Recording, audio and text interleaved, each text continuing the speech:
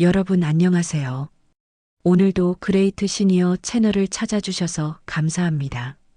날씨가 제법 쌀쌀해졌습니다.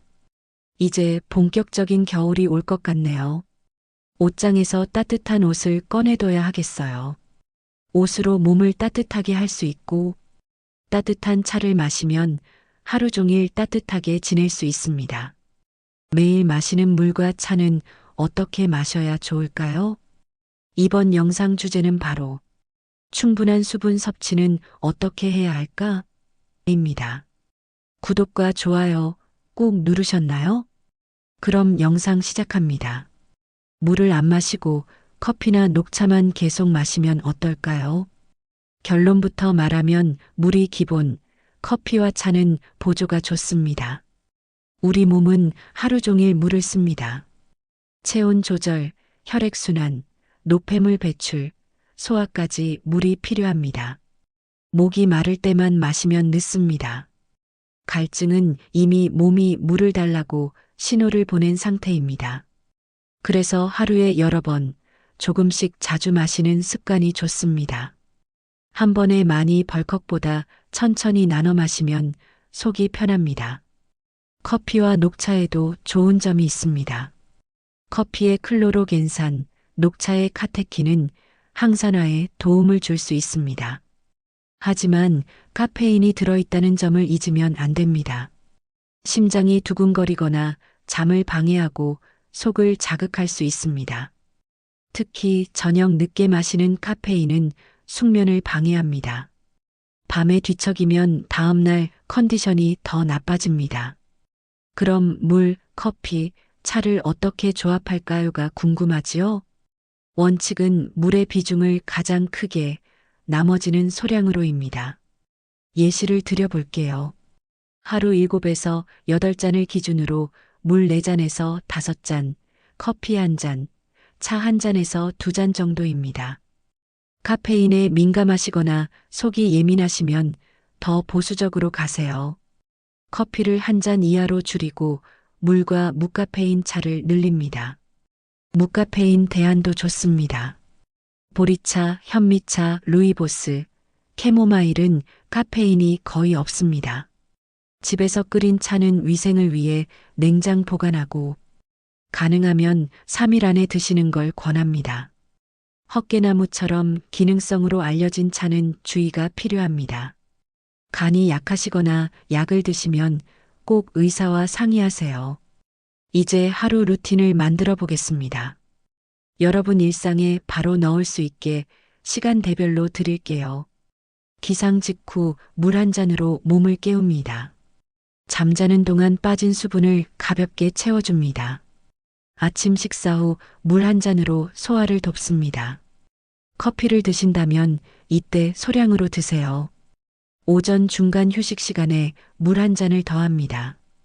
갈증이 오기 전에 선제적으로 마시는 게 핵심입니다. 점심 식사 후 물 1잔으로 입안을 정리합니다. 짠 음식을 드셨다면 한두 모금 더 보태주세요. 오후 졸릴 때는 녹차처럼 연한 차로 머리를 깨웁니다. 진하게 우린 차보다는 옅게, 컵도 작은 걸 권합니다. 오후 내내 책상에 앉아 계시다면 물을 눈에 띄게 두세요.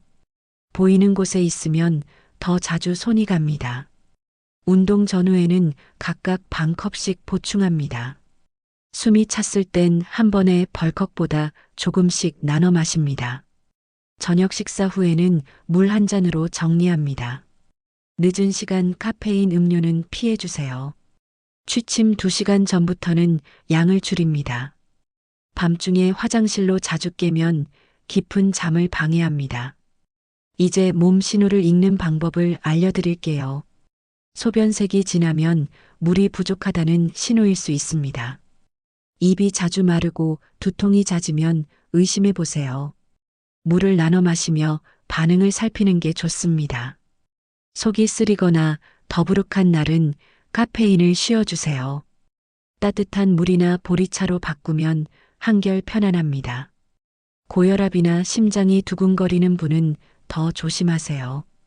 카페인 총량을 낮추고 의사와 복용약도 함께 점검하세요. 당뇨나 신장 질환이 있는 분은 개별화가 필요합니다. 수분 조절이 치료와 연결되니 전문가 지시를 따르세요. 물맛이 밍밍해서 못 마시겠다고 생각이 드시나요? 온도를 바꿔보거나 작은 레몬 조각을 더해보세요. 유리컵보다 가벼운 물병이 마시기 편합니다. 투명 물병은 남은 양이 보여서 습관 만들기에 좋습니다. 집 안 곳곳에 작은 컵을 배치해 보세요. 보이는 자리마다 한 모금, 금방 양이 채워집니다. 티타임을 물타임으로 바꾸는 것도 방법입니다. 차를 우리기 전 먼저 물 반 컵으로 스타트하세요. 달콤한 음료를 물처럼 자주 드시면 안 됩니다. 당분과 첨가물이 많아 이와 체중에 부담이 됩니다. 에너지 음료는 특히 조심하셔야 합니다. 카페인과 당분이 동시에 많아 심장에 부담이 될 수 있습니다. 너무 뜨거운 음료도 주의가 필요합니다. 입과 식도를 댈 수 있으니 미지근하게 드세요. 카페인을 줄이고 싶은데 입이 심심하면 어떻게 할까요? 따뜻한 물에 대추 한 조각, 생강 슬라이스가 좋은 대안입니다. 외출할 땐 작은 물병을 가방에 꼭 넣으세요. 버스나 지하철에서 한두 모금 마시는 습관을 들입니다. 식당에 가면 물부터 요청하세요. 메뉴를 고르는 동안 한두 모금 마시면 식사량 조절에도 도움입니다. 모임 자리에서 커피 리필 대신 물을 추가하세요. 컵이 비면 자연스럽게 또 마시게 됩니다. 집에서는 물 체크표를 만들어 보세요. 냉장고에 붙여두고 오늘 잔수를 체크하면 재미도 있습니다. 가족이 함께하면 더 쉬워집니다. 서로 물 한 모금 신호를 주고받으면 금방 습관이 됩니다. 이제 자주 받는 질문을 짧게 정리합니다. 차로 물을 완전히 대신해도 되나요? 답은 아니요입니다.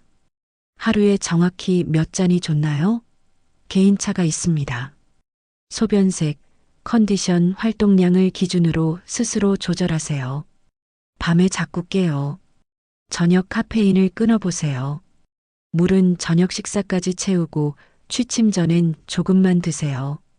커피를 끊으면 두통이 와요. 갑자기 끊지 마시고 양과 진하게 우린 정도를 서서히 줄여보세요. 발이 자주 붓는데 물을 줄여야 하나요? 부종은 원인이 다양하니 의료진 의견을 우선 확인하세요. 마지막으로 핵심만 다시 꽂아드립니다.